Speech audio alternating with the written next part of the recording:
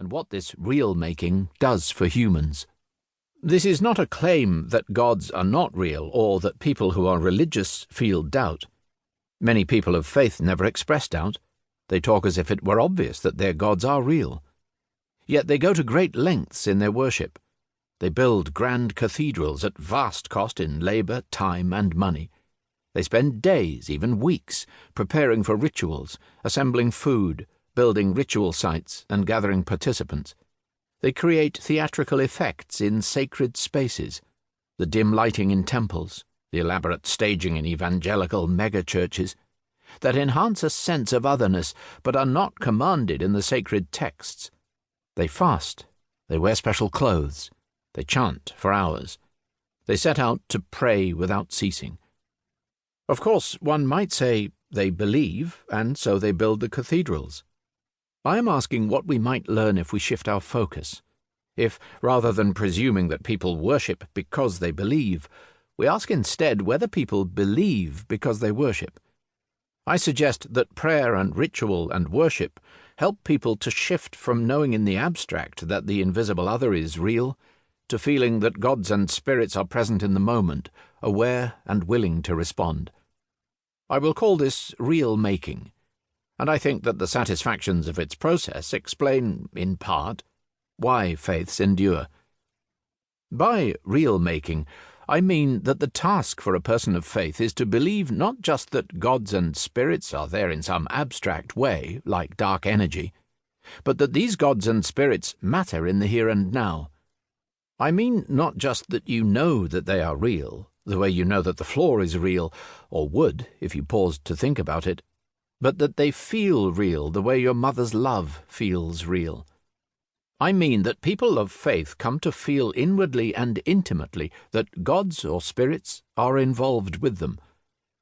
For humans to sustain their involvement with entities who are invisible and matter in a good way to their lives, I suggest that a god must be made real again and again against the evident features of an obdurate world.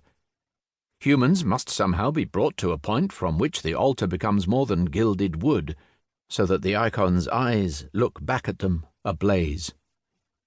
This book describes some of the ways through which invisible others come to feel real to humans.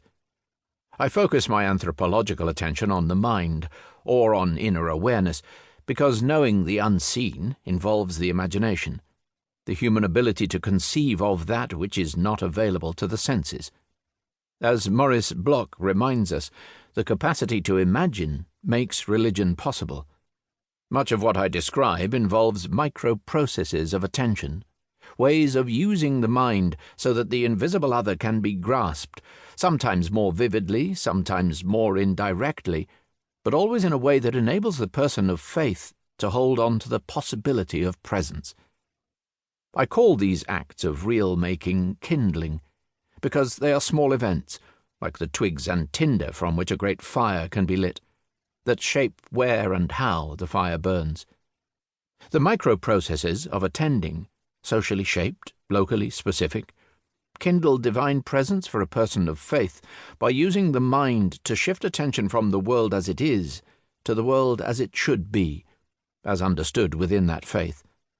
I will argue that the kindling processes through which invisible others come to feel real changes people, and that the change becomes a powerful motivation for their faith. This book lays out a set of hypotheses that emerged from my previous ethnographic work with evangelical Christians. I have explored many other faiths: British magic, American Santeria, Indian Zoroastrianism, and others. It was, however, in the evangelical tradition that I saw a process of real making that I set out to understand in depth. Much of what I saw there occurs in other religions. Much is different, of course. But the problem that spirits are invisible is common to many social worlds. Here I ask whether the basic processes I saw at work in the religions I know may illuminate something about religion in other social worlds. The basic claim is this: that God or spirit, the invisible other, must be made real for people, and that this real making changes those who do it. When I look at the social practices that surround what we call religion, I see a set of behaviors that change a practitioner.